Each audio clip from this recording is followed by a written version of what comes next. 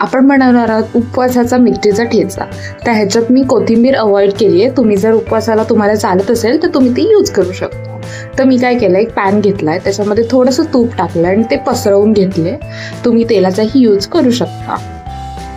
आणि त्याच्यामध्ये आता आपण टाकणार आहोत देठं मोडलेली आणि कापलेली मिरची.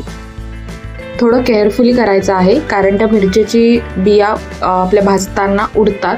सो थोडं केअरफुली करायचं आहे. थोडं जास्त उडायला लागलं ना तर थोडा गॅस बारीक करून आपण त्याच्यावर झाकण ठेवायचं आहे आणि थोडी एक बाजूशी शिजवून द्यायची आहे. तुम्ही बघू शकता असं हळूहळू झाकण काढून ढवळत ढवळत एक बाजू आपण मस्तपैकी खरपूस अशी शिजवून घेतलेली आहे, म्हणजे भाजून घेतलेली आहे. तर असंच आपण दुसरी साईडही करून घेणार आहोत, कारण हे उडतंय त्याच्यामुळे आपण त्याच्यावर झाकण ठेवतोय.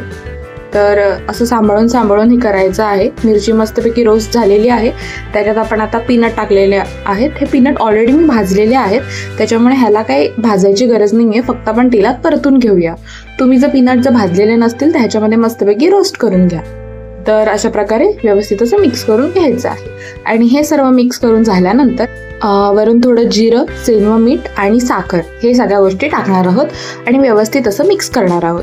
ॲडिशनली तुम्ही याच्यात लिंबाचा रस, कोथिंबीर खात असाल तर कोथिंबीर, करी लिव्स अशा गोष्टी टाकू शकता. आणि नसेल चालत तर मग अशाच पद्धतीने साधा सोपा आपण ठेचा बनवू शकतो. मस्तपैकी ढवळून घ्यायचं आहे आणि हे मिश्रण थंड झालं की खलबत्त्यामध्ये कुटायचं आहे किंवा मिक्सरमध्ये तुम्हाला जर वाटायचं असेल तर थोडं असं जाडसर वाटायचं आहे आणि आपला ठेचा हा तयार होईल. तर आधी आपण हे मिश्रण सगळं मस्तपैकी ढवळून घेऊया आणि हे व्यवस्थित ढवळून झाल्यानंतर आपण त्याला बारीक करून घेऊया.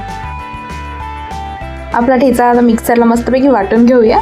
थोडंसं जाडसर वाटलेलं आहे आणि ठेचा तयार झालेला आहे. तुम्ही नक्की करू पहा. थँक्यू.